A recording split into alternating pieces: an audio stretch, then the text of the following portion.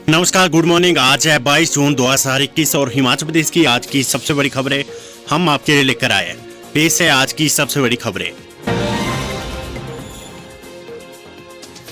शहरी गरीबों को रोजगार की गारंटी देने के लिए हिमाचल में बनेगा एक्ट। हिमाचल प्रदेश में मुख्यमंत्री शहरी आजीविका गारंटी योजना को अब मनरेगा की तर्ज पर चलाया जाएगा।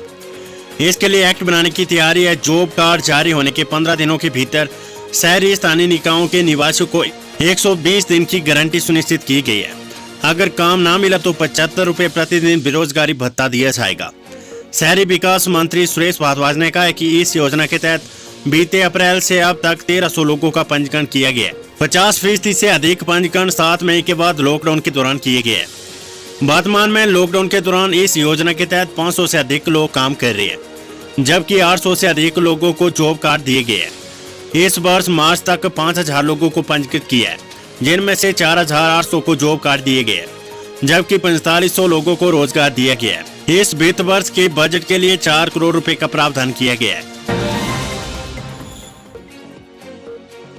पंचायती राज मंत्री वीरेंद्र कंवर बोले, हिमाचल की 412 नई पंचायतें बनेंगी ई पंचायतें। हिमाचल प्रदेश में सरकारी सेवाओं को घर घर तक पहुंचाने 412 नई पंचायतों को आगामी 2 माह से ई पंचायत के रूप में परिवर्तित किया जाएगा। पंचायती राज मंत्री वीरेंद्र कंवर ने बताया कि राज्य में लोगों को घर द्वार पर पंचायती राज सुविधाएं प्रदान करने के लिए फरवरी 2021 से अप्रैल 2021 तक नई पंचायतों का गठन किया गया था। उन्होंने बताया कि इनमें से कुल 412 नई पंचायतों में से शिमला जिले की 51, कांगड़ा 81, ऊना 12, मंडी 95, बिलासपुर 25, चंबा 26, हमीरपुर की 19, सोलन की 29, सिरमौर की 31, कुल्लू की 31, लाहौल स्पीति की 4 और किन्नौर जिलों में 8 पंचायतों को 2.6 करोड़ रुपए की लागत से इंटरनेट आदि की सुविधाएं प्रदान करके आगामी 2 माह में ई पंचायत के तौर पर विकसित किया जाएगा। कंवर ने बताया कि राज्य की कुल 3226 ई पंचायत हार्डवेयर, इंटरनेट और ढांचागत सुविधाएं प्रदान करने के लिए 40 करोड़ रुपए खर्च किए गए हैं। उन्होंने बताया कि नई 412 ई पंचायतों के भवन निर्माण, मूलभूत सुविधाओं तथा ढांचागत विकास के लिए आगामी वर्षों में चरणबद्ध तरीके से 195 करोड़ रुपए खर्च किए जाएंगे। राज्य में ई पंचायत को प्रभावी तथा सफल संचालन को देश भर में अव्वल माना गया है। राज्य को ई पंचायत प्रणाली के कार्यान्वयन के लिए लगातार 2 बार 2020-21 में भारत सरकार ने ई पंचायत पुरस्कार से सम्मानित किया है। इस समय राज्य की 3226 ई पंचायतों की ग्राम पंचायत विकास योजना को वेबसाइट में डाला गया है। सरकार ने 7% वित्तीय लेन देन e Gram Swaraj public finance management system interface के माध्यम से कार्यान्वित करने का फैसला किया। शिक्षा मंत्री गोविंद सिंह ठाकुर बोले, शिक्षा में शामिल करेंगे योग। शिक्षा मंत्री गोविंद सिंह ठाकुर ने कहा कि योग को शिक्षा व्यवस्था का अनिवार्य हिस्सा बनाया जाएगा। इससे योग के व्यापक प्रचार और प्रसार में मदद मिलेगी और शिक्षित युवा योग साधकों के लिए शिक्षण संस्थानों में रोजगार के अवसर भी खुलेंगे। अंतर्राष्ट्रीय योग दिवस पर प्रदेश योगासन खेल संघ की ओर से आयोजित 33 दिवसीय योग प्रशिक्षण शिविर के ऑनलाइन समापन समारोह में बतौर मुख्य अतिथि मंत्री ने कहा कि योग के बिना मनुष्य के समग्र विकास की कल्पना संभव नहीं है। संघ के प्रदेश उपाध्यक्ष प्रोफेसर अजय श्रीवास्तव ने बताया कि राज्य सरकार ने 27 अप्रैल 2017 को उच्च शिक्षा विभाग में योग शिक्षकों के 60 पद सृजित किए थे। इसके अलावा हिमाचल प्रदेश विश्वविद्यालय ने BA में योग अध्ययन को एक वैकल्पिक विषय के रूप में पढ़ाने के लिए पाठ्यक्रम भी तैयार कर लिया है। उन्होंने इस मामले में शिक्षा मंत्री से यथाशीघ्र कार्यवाही करने का अनुरोध किया। पूर्व CM वीरभद्र सिंह दूसरी बार कोविड को मात देकर हुए स्वस्थ। हिमाचल के पूर्व मुख्यमंत्री वीरभद्र सिंह दूसरी बार कोरोना को मात देकर स्वस्थ हो गए, लिहाजा उन्हें कोविड वार्ड से स्पेशल वार्ड में शिफ्ट किया गया है। IGMC के MS डॉक्टर जनकराज ने बताया कि स्पेशल वार्ड की कमरा नंबर 633 में उन्हें दाखिल किया गया है।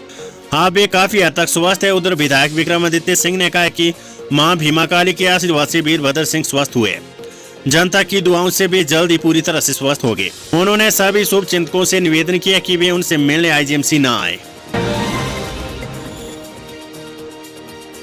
नए चरण के पहले दिन रिकॉर्ड 1,44,00,000 लोगों को लगा कोविड टीका। हिमाचल प्रदेश में कोरोना वैक्सीन के नए चरण के पहले ही दिन सोमवार को लक्ष्य से ज्यादा 1,44,00,000 लोगों को टीका लगाया गया है। सरकार ने 1 लाख लोगों को वैक्सीन लगाने का लक्ष्य रखा था। कांगड़ा, किन्नौर और स्पीति में लक्ष्य से ज्यादा टीकाकरण हुआ है, जबकि शिमला, कुल्लू और ऊना समेत कई जिले लक्ष्य से पीछे रह गए। प्रदेश में हर दिन 1 लाख लोगों को वैक्सीन लगाई जाएगी। प्रदेश सरकार का दावा है कि अक्टूबर तक 18 साल से अधिक आयु वर्ग के लोगों को वैक्सीन लगा दी जाएगी। हिमाचल प्रदेश को सोमवार को भी केंद्र से 1,92,000 वैक्सीन की और डोज मिली है। मंगलवार को भी वैक्सीन मिलने की उम्मीद है। हिमाचल में अभी वैक्सीन का पर्याप्त कोटा है। राज्य के पास अभी 8 लाख से ज्यादा डोज है। मंगलवार और बुधवार को 18 से 44 साल के लोगों को वैक्सीन लगाई जानी है। अभी तक 18 से ज्यादा उम्र की 42% आबादी को टीका लगाया जा चुका है। Corona virus update. हिमाचल में आज 4 कोरोना संक्रमितों की मौत। 58 दिनों के बाद 200 से कम आए नए पॉजिटिव मामले। हिमाचल प्रदेश में सोमवार को कोरोना संक्रमितों की मौत व नए मामलों में भारी गिरावट दर्ज की गई है। प्रदेश में करीब 2 महीने के बाद एक दिन में सिर्फ 4 कोरोना पॉजिटिव मरीजों की मौत हुई है, जो प्रदेश के लिए राहत की बात है। शिमला, कांगड़ा, मंडी और सोलन में एक संक्रमित ने दम तोड़ा। उत्तर प्रदेश में करीब 58 दिनों के बाद नए कोरोना पॉजिटिव मामलों का आंकड़ा 200 से कम हुआ है। सोमवार को प्रदेश में 172 नए मामले आए हैं। इससे पहले 28 मार्च को प्रदेश में एक दिन में 199 पॉजिटिव मामले आए थे। चंबा जिले में 36, कांगड़ा 31, मंडी 28, शिमला 25, कुल्लू 18, ऊना 14, हमीरपुर 8, सिरमौर 6, सोलन 5, किन्नौर 2 और लाहौल स्पीति में 2 नए मामले आए। बीते 24 घंटों के दौरान प्रदेश में 490 मरीजों ने कोरोना को मात दी है। हाँ, प्रदेश में कुल कोरोना संक्रमितों का आंकड़ा 2,06,03 पहुंच गया है। इनमें से अब तक 1,94,739 संक्रमित ठीक हो चुके हैं। सक्रिय कोरोना मामले घटकर 2,408 रह गए। प्रदेश में अब तक 3,432 संक्रमितों की मौत हुई है। बीते 24 घंटों के दौरान कोरोना की जांच के लिए 15,774 लोगों के सैंपल लिए गए। कांगड़ा को छोड़कर सभी जिलों में कोरोना सक्रिय केस 500 से कम हो गए। कोरोना से 4 जिलों में रात 7 दिन से कोरोना से कोई मौत नहीं। हिमाचल प्रदेश में कोरोना की दूसरी लहर से हालात अब सुधरने लगे। पिछले 7 दिनों में प्रदेश के 4 जिलों में कोरोना से कोई मौत नहीं हुई है। इन जिलों में बिलासपुर, कुल्लू, किन्नौर और लाहौल स्पीति शामिल है। प्रदेश में पॉजिटिविटी रेट भी 1.7 से 1.3% पहुंच गया है। हिमाचल में एक सप्ताह में 1,38,000 लोगों के सैंपल जांचे गए हैं। इनमें से 1,860 लोगों में कोरोना की पुष्टि हुई। यानी 7 दिनों में 51 लोगों की मौत हुई है। सरकार के लिए इस समय 2 जिले सिरदर्द बने हुए हैं। इसमें चंबा और किन्नौर जिला है। यहाँ पॉजिटिविटी रेट 2 से ज्यादा है, जबकि अन्य जिलों में ये 2 से कम है। दूसरी ओर सोलन और ऊना जिला राहत भी दे रहे हैं। यहाँ पॉजिटिविटी रेट 1% से कम है। सोलन का पॉजिटिविटी रेट 0.9 और ऊना का 0.7%। हिमाचल हेरिटेज ट्रैक पर 4 ट्रेनें शुरू। पहले दिन कालका से शिमला पहुंचे 250 यात्री। कोरोना संक्रमण के मामले कम होने के बाद हिमाचल प्रदेश में परिवहन पटरी पर लौटने लगा। प्रदेश में सैलानियों की संख्या बढ़ती। कालका शिमला हेरिटेज ट्रैक पर बंद की गई 4 ट्रेनों का सोमवार से संचालन फिर शुरू हो गया है। पहले दिन इन 4 गाड़ियों में कालका से शिमला की ओर 250 यात्रियों ने सफर किया। कालका शिमला स्पेशल से 191, शिवालिक एक्सप्रेस से 54 और रेल मोटर कार में 5 यात्री कालका से शिमला पहुंचे। पारदर्शी छत वाली बिस्तर डोम ट्रेन को पहले दिन यात्री नहीं मिल पाए। इससे पहले यात्रियों की संख्या में भारी कमी के बाद रेलवे प्रबंधन ने 9 मई को कालका शिमला के बीच 4 गाड़ियों का संचालन बंद कर दिया था। यात्रियों की सुविधा के लिए सिर्फ एक कालका शिमला रेल संचालित की जा रही थी। बंदी से हटने के बाद सैलानियों की संख्या में बढ़ोतरी को देखते हुए उत्तर रेलवे ने बंद की गई 4 गाड़ियों का संचालन फिर शुरू कर दिए। Weather update. हिमाचल में आज फिर बारिश के आसार। अधिकतम तापमान में 4 डिग्री की गिरावट। येलो अलर्ट के बीच सोमवार को प्रदेश भर में मौसम मिला जुला रहा था। बादल छाए रहने के साथ ही प्रदेश में हल्की धूप खिली थी। अधिकतम तापमान में भी सामान्य से 4 डिग्री की कमी दर्ज हुई थी। मौसम विज्ञान केंद्र शिमला ने मंगलवार को प्रदेश में बारिश होने का आसार जताया है। मैदानी जिलों ऊना, बिलासपुर, हमीरपुर और कांगड़ा में 23 और 24 जून को मौसम साफ रहने का पूर्वानुमान है। अन्य क्षेत्रों में 27 जून तक मौसम खराब बने रहने की संभावना है। मैदानी जिलों में 25 से मौसम बिगड़ने का आसार जताए गए हैं। सोमवार को ऊना जिले में अधिकतम तापमान 37 डिग्री सेल्सियस रिकॉर्ड किया गया है।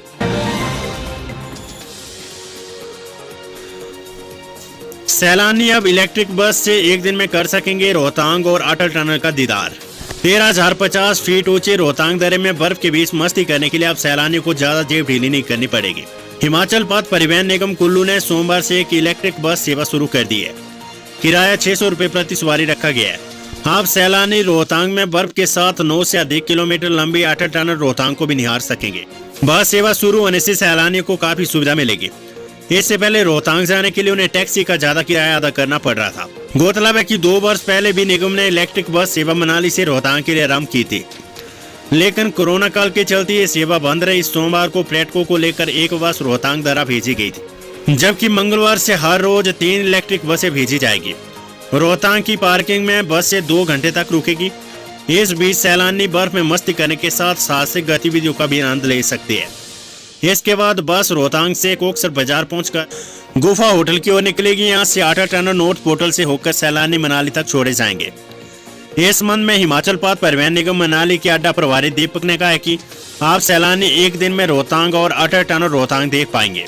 पहली बस सुबह 8 बजे मनाली से चलेगी। दूसरी बस का संचालन सुबह 8:30 बजे होगा, जबकि तीसरी बस चलाने का समय सुबह 9 बजे रहेगा। उन्होंने लोगों से इस बस सेवा का लाभ उठाने की अपील की है।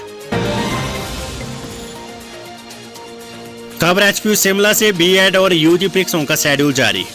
हिमाचल प्रदेश विश्वविद्यालय ने बीएड के पहले और तीसरे सेमेस्टर के लिए परीक्षाओं का शेड्यूल जारी कर दिया है। एमएड और इक्डोल की वार्षिक प्रणाली में जनवरी बैच के प्रशिक्षुओं की परीक्षा की डेट शीट भी जारी कर दी गई है। बीएड की परीक्षाएं 7 जुलाई से शुरू होगी और 4 जुलाई तक चलेगी।